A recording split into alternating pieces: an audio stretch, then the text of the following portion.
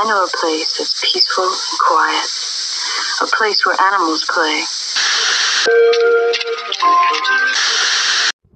Slaughter is a tiny town in Louisiana with a population of just under 900 residents. On January 3, 2022, a call was placed to emergency services. The woman making the call was one Sheila Fletcher. Sheila informed emergency services that her daughter, Lacey, had just recently passed away at their home. Lacey was only 33 years old. Soon, police and ambulance services arrived at the scene, where they were greeted by the owners of the home, 64-year-old Sheila and 65-year-old Clay Fletcher. However, upon making entry to the home, first responders knew immediately that there was something more than meets the eye going on here.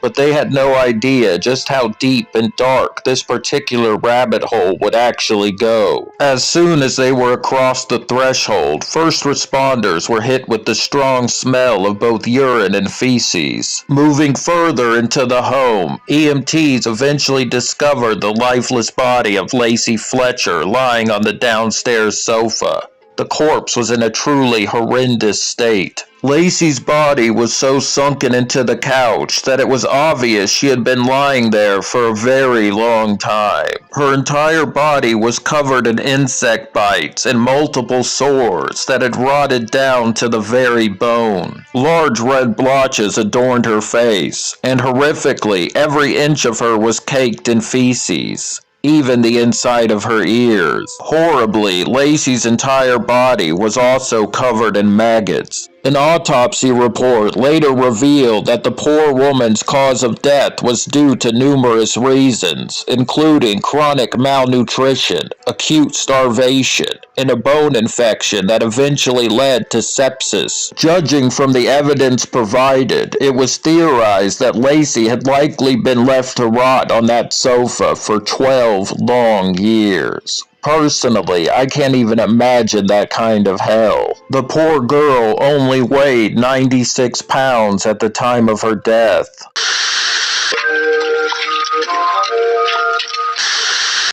Some sources would later report that Lacey was suffering from a rare neurological disorder known as locked-in syndrome. This condition causes a person to become paralyzed as all voluntary muscles except for the eyes cease to work. However, some sources claim that this diagnosis is false, but what is certain is that Lacey suffered from anxiety and severe autism. Following the discovery of the body, the parents were taken in and questioned by the authorities, who wanted to know exactly how Lacey had come to be in such a horrid state. Both the parents assured the suspicious police that their daughter was very well taken care of on their watch. I mean, obviously. The two claimed that Lacey's anxiety was such a problem for her, she simply refused to move from the sofa. They described how Lacey would urinate and defecate on towels that she kept next to the sofa, while simultaneously asserting that their daughter was sound of mind before she passed. By their own twisted logic, they asserted that since Lacey never complained to them about her condition, that she was really fine with it and could leave whenever she pleased. However, the district attorney didn't quite see it in the same way. He, for one, is certain that Lacey must have been in an incredible amount of pain. In fact, the DA would go on to state that he firmly believed Lacey's parents intended to murder her through neglect. The local sheriff, Jeffrey Travis, also made a statement saying, "I have been the sheriff here for 6 years, and I have seen a lot of things happen. But this is by far the worst." Thus, it came as no surprise to anyone that on April 2nd of the year 2022, both Clay and Sheila were taken into custody.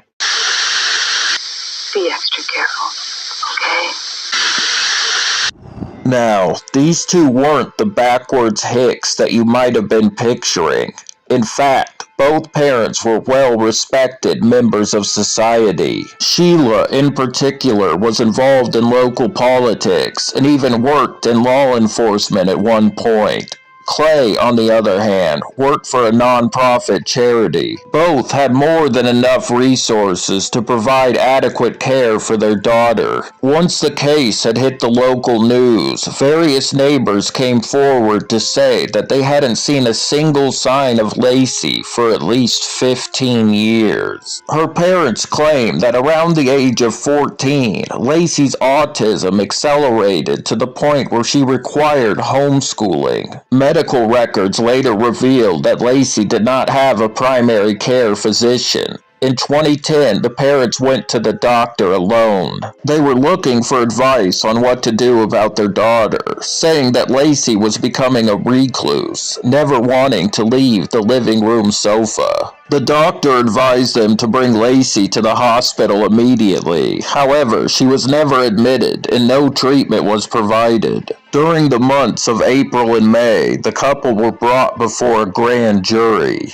That jury found sufficient cause to charge both parents with the murder of their daughter. The jury was shown actual photos of Lacey laying covered in her own excrement. These photos were so disturbing that medical personnel had to be on standby as they were shown. In the end, on the day of May 2nd, 2022, the couple were charged with second-degree murder. Sickeningly, however, the couple were released to await trial after posting $300,000 bond each. Infuriatingly, the couple's lawyer was able to get the charges against them tossed out due to a technicality. However, maybe there is a God, because luckily, on June 19th, the couple were charged again.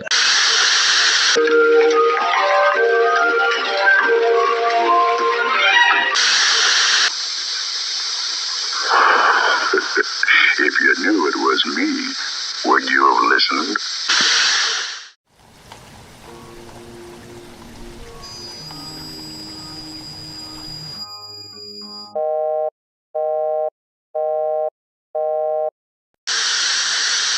Come to the beautiful Isle of Green, the land of liquid emerald, cascades of sparkling droplet liquid. Looking for something new? The secret they brought back for you is incredible.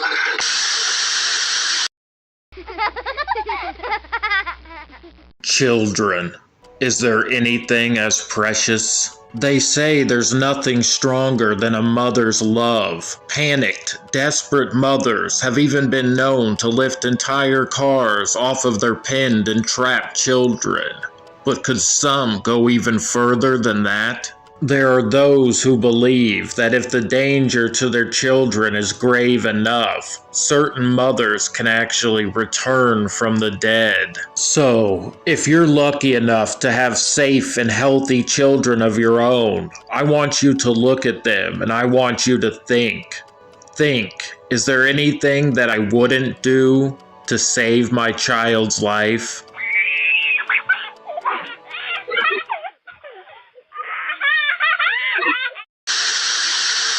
In the year 1994, Christine Skubish was a 33-year-old mother living with her toddler son Nick in Sacramento, California. Christine's life was currently on an upswing. She had recently just earned her paralegal certification and was just about to embark on an exciting and challenging new career. And it wasn't just her work life that was looking up either. She had recently become engaged to Nick's biological father. However, despite all of these blessings, she had no way of knowing what was coming. At midnight on June 5th, 1994, Christine and Nick left upon a fateful journey that would change both of their lives forever. And so, they set off into the night, heading down Highway 50 through the Sierra Nevada mountain range. Their destination was Carson City, Nevada, which was around a 3-hour journey from their home. Christine was on her way there in order to spend a few days visiting with a close friend. Unfortunately, however, Christine and Nick never made it there. They vanished somewhere between their home and Carson City. On June 8th, Dave, Christine's stepfather, received a call from the friend that Christine was supposed to be visiting with. This friend explained to Dave that Christine and Nick were supposed to arrive in Carson City by Monday, but now it was Wednesday and no one had seen or heard from them. So together they phoned all of the nearby hospitals, but to no avail. Neither Christine nor her young son had been admitted to any of them. Naturally, Dave assumed that the pair had crashed their car somewhere between Sacramento and Carson City. At this point, Dave decided to involve the authorities and report the two as missing. If they were going to find Christine and Nick still alive, then time was of the utmost importance. For the weather in that season consisted of blisteringly hot days and frigidly cold nights. So the two wouldn't last long if they were exposed to the elements for any great length of time. Up and down, back and forth, deputies scoured every inch of the highway that they knew Christine would have taken on her way to Carson City. But unfortunately, there was no sign of her vehicle and no trace of a possible crash. For 2 full days, investigators searched aimlessly until finally they received a tip. This tip was called in by a woman named Deborah Hoyt. You see, on Friday, the same night that Christine and Nick disappeared, Deborah and her husband had been driving along Highway 50 when they noticed something horrific laying on the side of the road.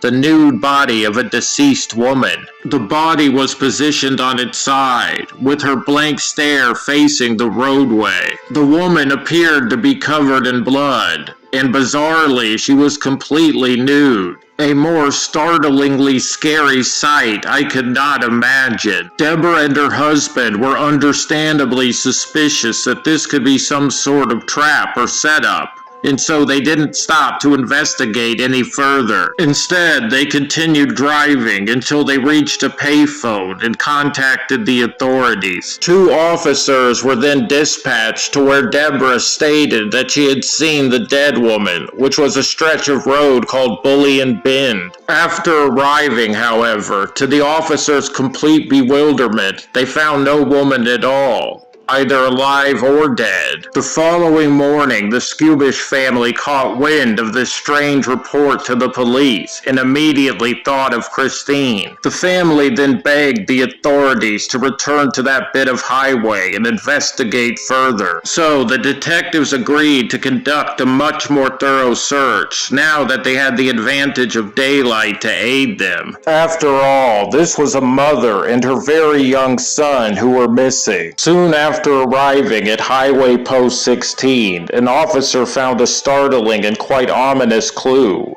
the discarded shoe of a young boy laying on the side of the road. Following his natural instincts, the officer looked over the ledge and railing to the very bottom of the steep ravine. And there, hidden deep within the brush, was Christine Skubish's wrecked vehicle. Missing its entire upper half, the car was in quite bad shape. It was obvious to the officer that Christine must have hit the embankment traveling at a great speed. Strangely, there were no tire marks leading up to the ledge. It was as though she had hit it full throttle, with no sign whatsoever of braking. Immediately, the officer raced to the bottom of the ravine in order to reach the vehicle, but nothing could have prepared him for what he saw when he looked inside. Christine Skubish's lifeless body was hanging in the driver's seat, still securely buckled up. The officer then spotted Nick himself, curled up in the fetal position on the passenger seat. The young boy lay completely still, and his skin was tinged with the bluish hue. Assuming the boy was already dead, the officer reached out to feel for a pulse to confirm, and as he did so, Nick took a shallow breath. Somehow, the toddler was still clinging to life. Immediately, the officer radioed for medical assistance.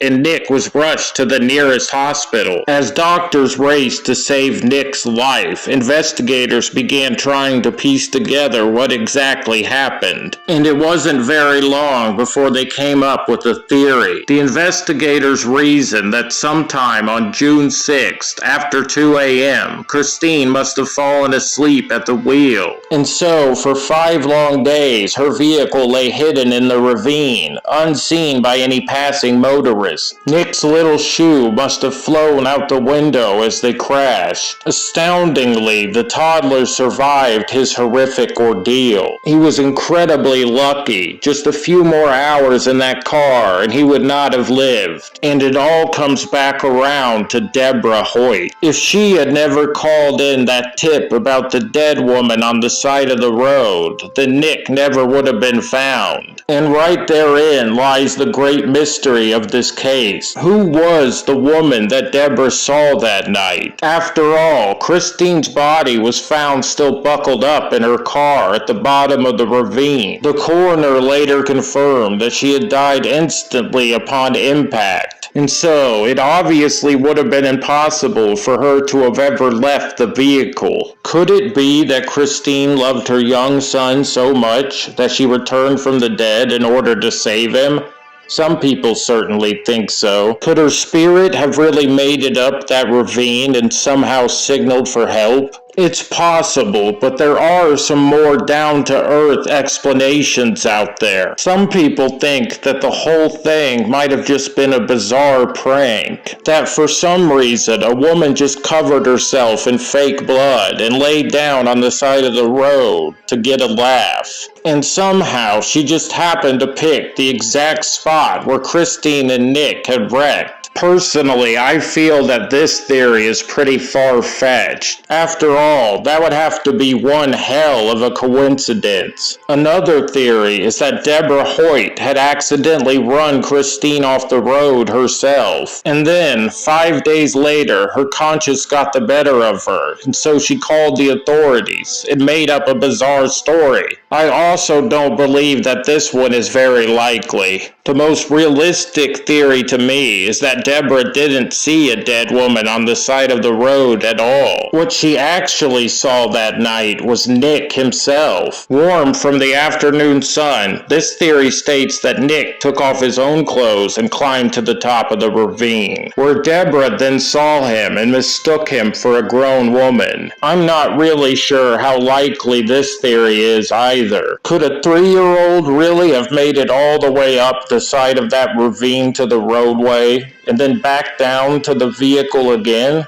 We'll probably never know for sure what actually occurred that night. However, there is one more interesting detail to take note of. Nick himself would later recall that each and every night that he was trapped in the vehicle, he had seen the hazy outline of a woman watching over him from the roadside. Could this have been Christine herself, still watching over her young son? Or is it just wishful thinking on Nick's part? I think it's pretty safe to say that we'll never know for sure. At least until we take that final trip ourselves. My little puppy comes completely unhouse-trained and enjoys being taken for lots of walks. He's crazy! He's my little puppy.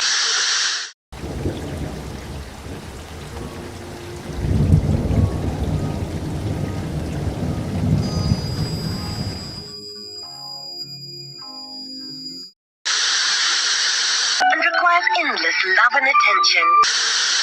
And when all the fun's over, he's easily stored away. On May 24, 2004, at an engineering consulting firm in Denver, Colorado, an employee did not show up for work. Now, normally, this wouldn't be too unusual. However, the employee in question, Kite, was known to be a paragon of responsibility, so obviously his absence set off some alarm bells. Al was rarely ever even late, let alone absent altogether. So when mere minutes turned into hours, Al's co-workers began to grow nervous. This was just very unlike him. And so the co-workers attempted to reach him by phone, but to no avail. After multiple calls failed to reach Al, his company decided to try his emergency contact, which was his sister Barbara, who resided in Virginia. The company did succeed in reaching Barbara, but unfortunately she informed them that she hadn't heard or seen any sign of her wayward brother. By this point, real alarm was growing. Finally, in desperation, Barbara herself decided to involve the authorities. She asked the Aurora Police Department to perform a welfare check at her brother's home. After all, she herself was thousands of miles away from where he lived. And so, later that same afternoon, police arrived at Al's residence. Upon the front door, they knocked several times, but received no response in return. Although the house looked fairly normal, the officers were afraid that something might have happened to Al, and so they entered the premises. Once inside, however, everything appeared to be fairly normal, with nothing much out of place. But then the officers decided to check out the basement, and it was there where they made a gruesome discovery. Al's home was rather large for just one person, and so he decided to turn the basement into a furnished apartment and rent it out. Sadly, that fateful decision would soon prove to be a grave mistake. Following his first tenant moving out after a few years of living there, Al placed multiple advertisements into local newspapers in order to locate a new renter. And on May 19, 2004, a man responded to Al's ads, and he seemed to be very interested in the apartment. This man told Al that his name was Robert, and he wanted to move in almost immediately. This so-called Robert offered to provide Al with a security deposit, as well as the first month's rent, if that would help matters move along both quickly and smoothly. Al told his girlfriend at the time, named Linda, all about this alleged would-be tenant. Supposedly, he had just moved to the East Coast in order to begin working at a bank. This man informed Al that he was already staying at his sister's house for the time being, which is why he needed a place as soon as possible. On one occasion, Linda actually saw this man with her own two eyes, but unfortunately she wasn't able to get a good look at his face. The single time that the two were around one another, Linda had to use the bathroom, and in that brief span of time that it took her, the man had already left. Although Linda wasn't able to get a good look at this mysterious man's face, she was able to later recall in detail the kind of clothing that he was wearing. She stated that he was dressed very nicely, in good pants and even a suit jacket. In addition to all of these useful details, this man was described as having dark hair, standing about 5 feet 8 inches tall, weighing around 180 pounds, and being in his mid-40s. The signature element of the description, however, was a slightly more strange one. The man was said to walk with a pronounced limp. He even made use of a cane in order to help balance himself. However, there were others besides just Linda who reported encountering this same man. A local professor who was renting out a property that she owned stated that a man who exactly matched the physical characteristics of Robert Cooper met with her to discuss possibly renting the property. Bizarrely, though, this man did not carry a cane, or even walk with a limp for that matter. Another strange detail was that this man spoke with what seemed to be a Romanian accent. Apparently, this same man had contacted several local landlords in the days and weeks prior to his meeting with Al. As many as 3 different renters could recall having encounters with the same man. but all three of them described him very differently. For each encounter, he displayed different characteristics, different mannerisms, and ways of speaking. It's now quite clear that this man was utilizing different personas for each and every one of these meetings. This shows a very high degree of organization and planning. For example, one witness described the man as being in his 30s, whereas another claimed that he was in his early 50s. Maybe now you're beginning to see just why it is that this case is still unsolved and continues to baffle experts to this very day. One of Al's neighbors reported seeing a strange man leaving Al's house on the 19th of May, and so the authorities were able to determine that this was the first time that the two had made contact. Shortly after this initial meeting, the two reached an agreement. This supposed Robert Cooper would pay half of the first month's rent as well as a security deposit. This would allow him to move in almost immediately. May 22nd was a Saturday, and in the morning, Al drove his girlfriend to the airport. Linda was leaving on a week-long trip. The couple made arrangements for her to phone Al when she had arrived at her destination. So when Linda landed later that afternoon, she gave Al a call.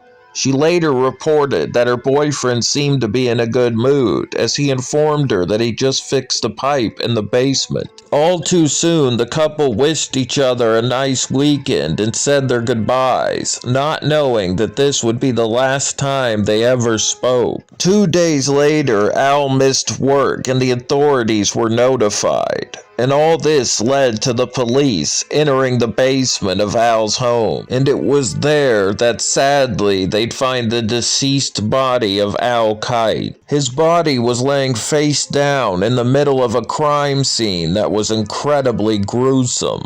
Blood splatter found around the walls indicated that Al's death had been very violent indeed. The lead detective on the case was a Thomas Sebeski of the Aurora Police Department, and I'm sorry if I just butchered that name. He would later describe the crime scene as one of the very worst that he'd ever seen.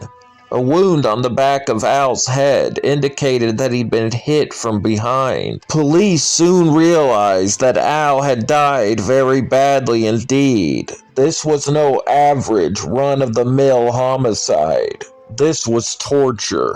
Al's hands and feet had been bound behind his back with a cord. From that point onwards, the attacker had complete control over him, and he used it to mercilessly torture him for hours on end. Eventually, however, death came for Al Kite. 22 stab wounds to his torso finally put Al out of his misery. Following this absolutely brutal murder, the killer then proceeded to eat food from Al's kitchen, nap in his bed, and even shower in his bathroom. The brazen criminal even wore some of Al's clothes. The killer finally left sometime early Sunday morning, but only after conducting a thorough cleaning of the whole residence. The house was wiped clean of all fingerprints, with bleach having been poured down every single drain. The first step for investigators was figuring out a motive for this heinous crime. At first, the severity of the attack lended credence to it being a crime of passion, but the detectives quickly moved off of this theory. I mean, no one in Al's life even disliked him, let alone wanted to torture him to death for hours. Initially, Al's vehicle was missing,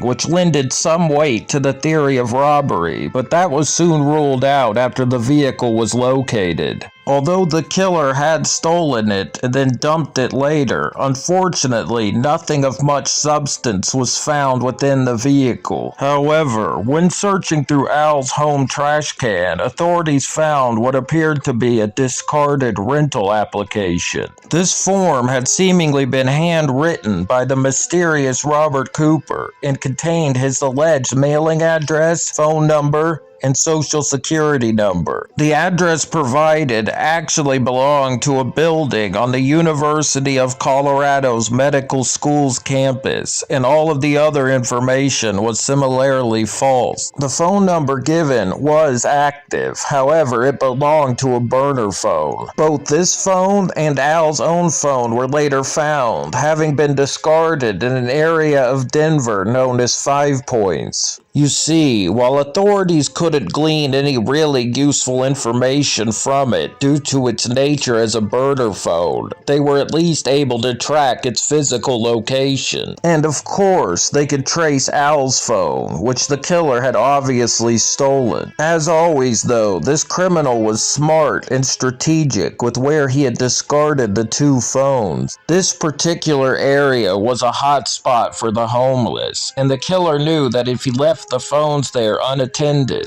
they would likely be picked up and used by multiple vagrants. However, the police were at least able to determine that the phone had been bought at a location that was near to the college. This possible link to the University of Colorado Medical School would become one of the authorities' only real leads. Next, the police discovered, following a quick check of Al Kite's financial records, that his ATM card had been used extensively on the night of his murder, following his time of death. Luckily, the ATM that the killer had used had a working camera that was up and running that night. With it, the authorities got their first real look at their suspect. However, once again displaying his sick talent for this, the killer had obstructed his face with a ski mask. Only a very small section of his face was actually visible. The killer also made sure to wear gloves during the transaction, thereby ensuring there would be no usable fingerprints to recover. Despite Al's bank account containing many thousands of dollars, the suspect only withdrew an even $1,000, solidifying the authorities' conclusion that this was not a robbery. After dumping the stolen vehicle, the killer returned to Al's residence and soaked the keys in bleach, removing any evidence. All of this painted a very bleak picture of what actually happened that day. It seemed that the killer had planned all of this out far in advance, and had tortured and killed Al Kite just for the fun of it. For their part, the authorities believed that Al was targeted simply because he lived all alone and didn't have many close friends or family in the area. Because of the high degree of organization the killer had displayed during the committing of his crimes, the authorities felt pretty certain that he'd done this before. In other words, this wasn't his first rodeo. However, due to the various neighbor sightings and the footage from the security camera, a composite sketch of the suspect was created, and you can find that online. Al Kite's funeral service took place on the 2nd of June 2004. He was laid to rest in the church cemetery, where he remains resting to this very day. His murder is still unsolved.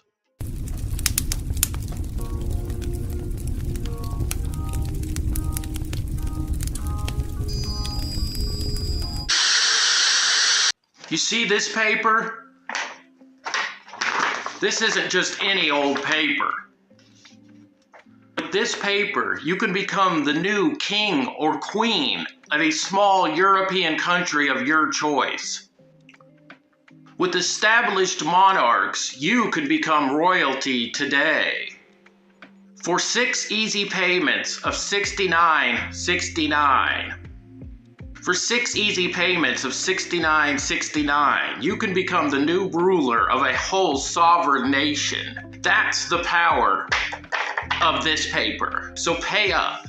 And soon you can get to decorating your throne room. Established monarchs. Thank you.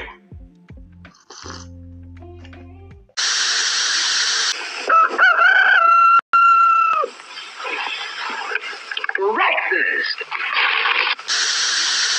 I'm late.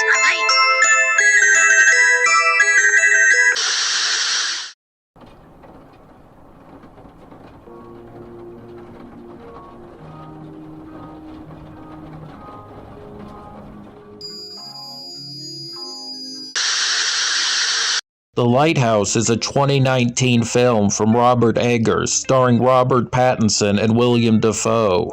The film tells the story of two extremely isolated lighthouse keepers who slowly descend into madness. The Lighthouse performed well with both audiences and critics. However, not many people know that the film is actually based on a true story. A true story that is arguably more disturbing and terrifying than the film itself.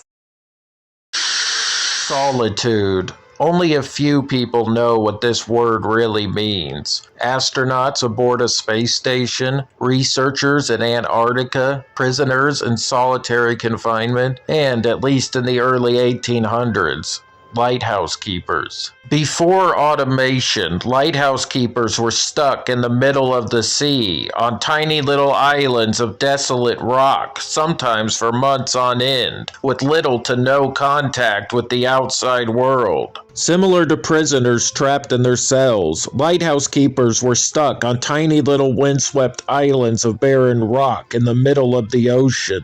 These men were entirely at the mercy of outside forces, completely dependent upon them if they should ever have need of rescue. Oftentimes, the water surrounding the islands was so deep and so cold that it made simply swimming away from them nigh but impossible. The keepers themselves were paid reasonably well for this work, but adequate compensation simply did not negate the negative psychological and traumatic effects of the job. There are many extremely isolated lighthouses placed throughout the various oceans and Great Lakes of the world. A strong contender for the most isolated, however, is Small's Lighthouse, located off the coast of Pembrokeshire, Wales. Except for one other lighthouse that can be found in the midst of Lake Superior, Small's Lighthouse is the one that is farthest from people anywhere on Earth. In fact, over 30 kilometers separate it from the nearest inhabited area. And the conditions upon this tiny island can become absolutely inhospitable, with the waters sometimes enveloping the entirety of the land, leaving only the lighthouse itself rising up from the murky depths. It is so isolated, in fact, that from the very top you can see nothing but icy water surrounding you for leagues in every direction. And even the structure of the lighthouse itself isn't necessarily guaranteed to be a reprieve from the harsh conditions. In only mild waves, the island can become completely submerged, with the worst of the storms bringing with them walls of water that are incomprehensibly gigantic. As a matter of fact, in the year 1831, the island was hit by a storm so severe that the waves grew large enough to crash into the floor of the structure.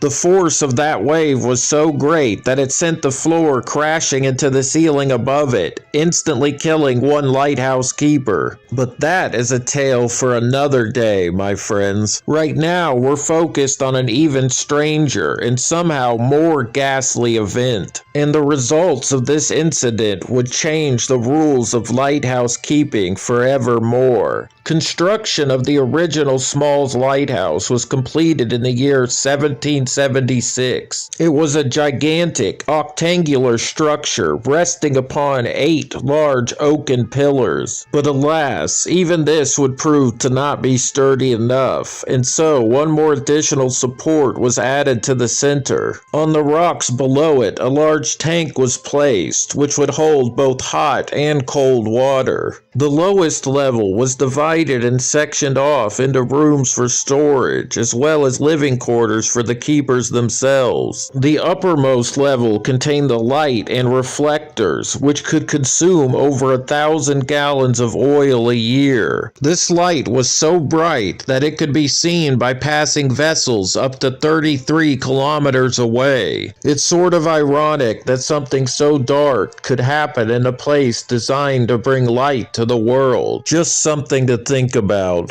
In the year 1801, 2 men named Thomas Griffith and Thomas Howe were the lighthouse keepers on duty at Smalls. But, other than sharing a first name and a profession, these 2 men seemed to not have very much in common at all. In fact, they were known to get into many arguments and sometimes even outright physical brawls. However, the pay was decent enough for them both to accept the job. And from the very beginning, things didn't go so well. For instance, the weather on the tiny island was unseasonably rough. It was so bad, in fact, that not a single ship could safely dock on the island for 4 very long months. The men's families and loved ones were extremely worried over this, and as it turns out, rightfully so, for there were dark and disturbing events occurring in Small's lighthouse. For months, rescue ships were sent to the isle, but the rough waters surrounding it were just too dangerous. And so, the 2 men remained trapped, entirely isolated from the outside world. Following a particularly awful storm, nearby sailors noticed that the lighthouse's distress beacon had been lit. However, due to the limitations of the technology at the time, this was nothing more than an indistinct signal.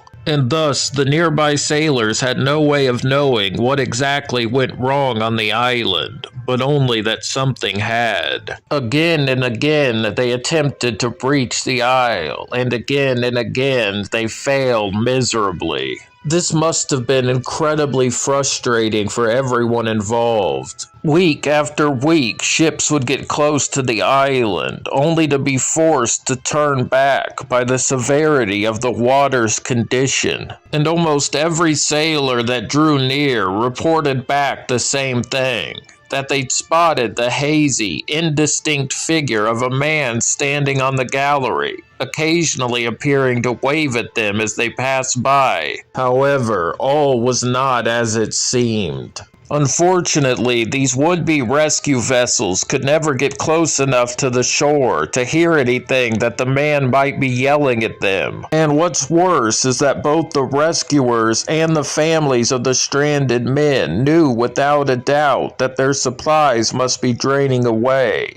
Time was running out. But there was just nothing at all that they could do to help. And so they were forced to just remain vigilant and wait for the dismal weather to change at long last. The only hope that the family still clung to was that the distress beacon had never gone out. You see, at this time, these signals weren't automated and thus obviously had to be maintained by somebody.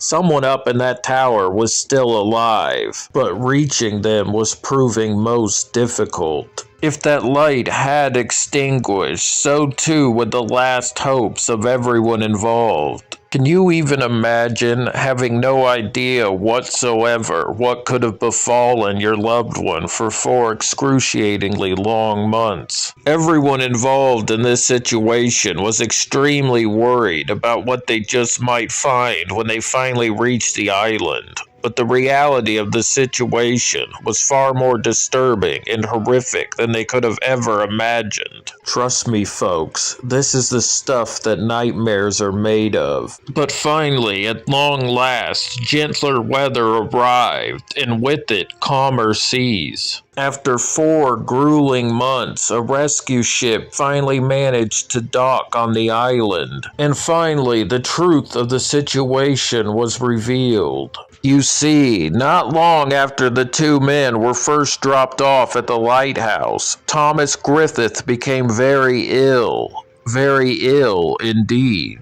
The other Thomas did his very best to care for his ailing partner, but due to their lack of supplies and the severity of Griffith's illness, his condition just continued to deteriorate, causing the men to raise the distress signal. And unfortunately, because of terrible weather preventing any help from reaching the isle, Griffith just got worse and worse until he finally passed away some short weeks later. And now Thomas Howell was faced with a truly horrific dilemma: what to do with the body. At first, he simply left it in the lighthouse with him, but due to obvious reasons, this was untenable. Eventually, the ghastly sights and smells of a decomposing corpse forced Hal to come up with a different plan. The first and most obvious solution would have been to simply dump the body into the ocean. a sort of DIY burial at sea. However, due to it being common knowledge that the two men didn't get along very well at all, Hal was worried that once back upon dry land, he might be accused of cold-blooded murder. Obviously, this was a fate that the man greatly wished to avoid, and so Hal decided to put his barrel-making skills to good use and fashion Griffith a makeshift coffin. After it was finished, Hal placed Thomas's body inside of it and carried it out to the gallery. There, he tied the coffin to the railing so that it would be tight and secure. At first, this seemed to work, but because of exposure to both rain and wind, slowly the wooden coffin eroded away. In the end, all that remained still strung up to the railing was the decomposing, partially skeletal corpse of Thomas Griffith. And quite disturbingly, the body was held in a position where it appeared to be standing, and occasionally, due to gusts of wind, even waving at passing ships. This is what all those sailors had really seen,